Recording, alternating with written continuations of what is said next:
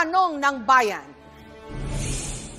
Sinusuportahan mo ba o hindi ang panukalang dapat dumaan sa mandatory random drug testing ang mga elected at appointed official ng gobyerno?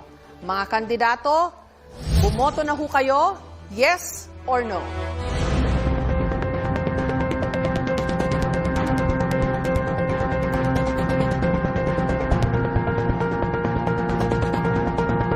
Dalawang abogado naman ang magtatapatan, sina Attorney Vic Rodriguez at Attorney Luke Espiritu. Ako po ay sang-ayon na sa mandatory drug testing sa lahat ng elected and appointed officials sa gobyerno bilang pagtugon sa Article 11, Section 1 of our Constitution that public office is a public trust at dapat lahat ay may accountable sa ating mamamayang Pilipino. Kulang pa po yung oras nyo. Baka may gusto pa ho kayong sabihin. At yun nga po aking isinususog din, yung Dangerous Drugs Board Resolution number 13 series of 2018 na nagpapahintulot na i-undergo sa drug test ang mga elected officials. Okay. Pakinggan po naman natin ang posisyon ni Attorney Luke Espiritu. Ang pagsugpo sa droga, hindi yan magic formula para sulbahin ang lahat ng kabulukan sa gobyerno. Diyan na naman tayo, ginagamit na naman natin ang droga bilang pinagkakasya natin ang problema ng buong bayan na yan ang magiging problema. Yan ay tukhang mentality ni Duterte. Kaya yan lumalabas dahil aminin na natin, nagbabanggaan si Marcos at si Duterte pinaparatangan niya si Marcos na bangag. Kaya meron tayong mga mandatory drug testing na ganyan. Sawang-sawa na ang taong bayan sa bangayan ng Marcos at Duterte. Pag-usapan niyo yung tunay na issue sa kahirapan, hindi yung mga droga-droga na yan. May sagot ho ba kayo doon? Kinakailangan malinaw sa atin. Bakit ang mga security guard bago ma-hire sa trabaho, kinakailangan sumailalim sa drug testing? Ang pagiging opisyal ng gobyerno, ikaw ay humihipo ng pera ng mamamayang Pilipino. Higit na mataas dapat ang standard natin sa mga naglilingkod sa gobyerno.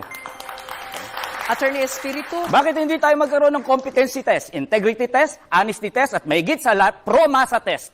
Dahil yun ang mas importanteng mga issue sa ating bansa. Yan ba yung bangayan ni Marcos at ni Duterte? Yan ba may kinalaman yan sa sahod na hindi nakabubuhay ngayon? Yan ba may kinalaman sa kontraktualisasyon na nagpapahirap sa ating mga manggagawa? Yan ba may kinalaman sa kahirapan? Yan ba may kinalaman sa presyo ng mga bilihin? At yan ang mga nararamdaman ng taong bayan sa ngayon, hindi yung bangayang Marcos at Duterte.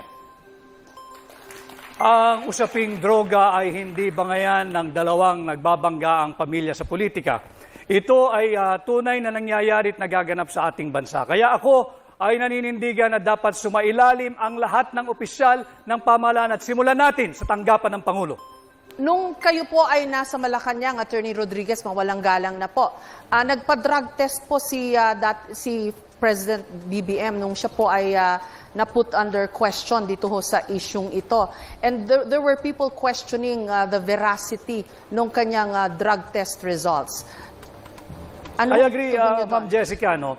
Subalit, kaunting pagtatama lamang. Yung drug test na ipinakita, that was during the campaign period, sometime November of 2021. Noon namin ipinakita yung negative drug test. Subalit nagpapatuloy yung issue ng paggamit ng droga ng mga matataas na opisyal ng ating pamahalaan. Para matapos na ang istoryang ito sapagkat ito'y interes ng lahat ng Pilipino. Sumailalim na sa isang open, fair, transparent, and credible hair follicle drug test ang lahat.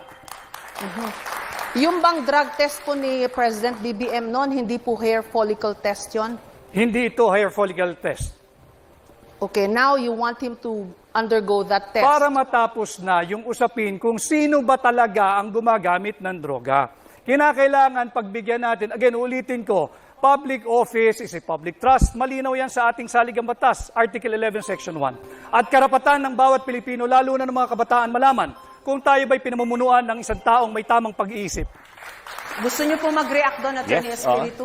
Si Attorney Vic ang proof kung bakit ang droga ay may kinalaman sa bangayan Marcos at Duterte. Nung panahon na siya ay pro-Marcos, siya ay drug test ang kanyang pinapanandakan na negative si Marcos. Ngayon na siya ay pro-Duterte, gusto niya ngayon i-testing si Marcos ng hair follicle test. At gusto niya ngayon nag-drug testing. Maraming salamat po kay Attorney Rodriguez and kay Attorney Espiritu.